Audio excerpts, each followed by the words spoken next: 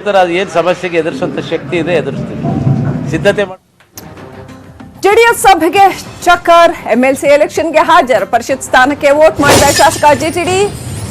JDS ನಾಯಕರಿಗೆ big shock ಕೊಟ್ಟಿದ್ದಾರೆ ಜಿಟಿ ದೇವೇಗೌಡ. ಇವತ್ತು ಪರಿಷತ್ ಎಲೆಕ್ಷನ್ ನಡೀತಾ ಇರತಕ್ಕಂಥದ್ದು. ಎಲೆಕ್ಷನ್ ಅಂತ ಹೇಳೋದಕ್ಕೇನು ಇಲ್ಲ ಅಲ್ಲಿ, ಆದರೆ ಏನು ಕಣಕ್ಕಿಳಿದಿದ್ದಂತಹ ಅನಿಲ್ ಕುಮಾರ್ ನಿವೃತ್ತರಾಗಿದ್ದಾರೆ. ಹಾಗಾಗಿ ಲಕ್ಷ್ಮಣ್ ಸವದಿ ಅವರೊಬ್ಬರೇ ಕಣದಲ್ಲಿರುವಂಥದ್ದು. ಇದರಲ್ಲಿ ಅಚ್ಚರಿಯ ವಿಚಾರ ಅಂತಂದ್ರೆ ಜಿಟಿ ದೇವೇಗೌಡ ಜೆಡಿಎಸ್ ಸಭೆಗೆ ಚಕ್ಕರ್ ಹಾಕಿದ್ದಾರೆ, ಎಂಎಲ್ಸಿ ಎಲೆಕ್ಷನ್ಗೆ ಹಾಜರಾಗಿದ್ದಾರೆ. ಈ ಹಿಂದೆ ಕೂಡ ಅವರು ಮಾಧ್ಯಮಗಳಿಗೆ ಹೇಳಿಕೆ ಕೊಟ್ಟಿದ್ರು, ಸುಲಭವಾಗಿ ಗೆಲ್ತಾರೆ ಸವದಿಯವರು ಅಂತ. ಸೊ ಪರಿಷತ್ ಸ್ಥಾನಕ್ಕೆ ಇದೀಗ ಶಾಸಕ ಜಿಟಿ ವೋಟ್ ಮಾಡಿದ್ದಾರೆ.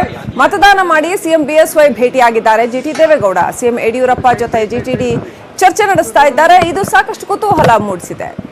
ಶಾಸಕರಿಗೆ ವಿಪ್ ಜಾರಿ ಮಾಡಿಲ್ಲ ಜೆಡಿಎಸ್, ಇದನ್ನೇ ಸದುಪಯೋಗ ಪಡಿಸ್ಕೊಂಡಿದ್ದಾರಾ ಜಿಟಿಡಿ? ಹಾಗಾದ್ರೆ ಜೆಡಿಎಸ್ ನಲ್ಲಿ ಯಾಕೆ ಶಾಸಕರಿಗೆ ವಿಪ್ ಜಾರಿ ಮಾಡಿಲ್ಲ ಅನ್ನೋದು ಕೂಡ ಪ್ರಶ್ನೆ ಆಗುತ್ತೆ.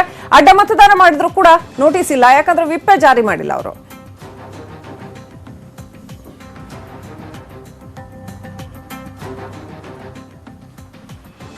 ವೋಟ್ ಮಾಡಿದ್ದೀನಿ ಅಷ್ಟೇ, ವೋಟ್ ಹಾಕಿದ ಯಾರಿಗೂ ಹೇಳಂಗಿಲ್ಲಲ್ಲ.